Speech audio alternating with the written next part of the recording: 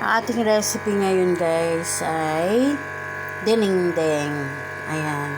Meron tayong konting saluyot. Meron tayong konting okra. Hinarvest ko lang to kanina.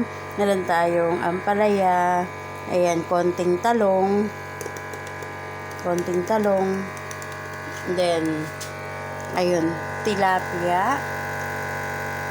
So, yan ang ating recipe. Tilapia. And then, lagyan ko lang ng bawang. Then, ayan. Tapos, lalagyan ko lang siya ng bagoong. Ayan. Ito lang yung aming tanghalian for today. Ayan. Please watch and subscribe my video. Thank you for watching, guys.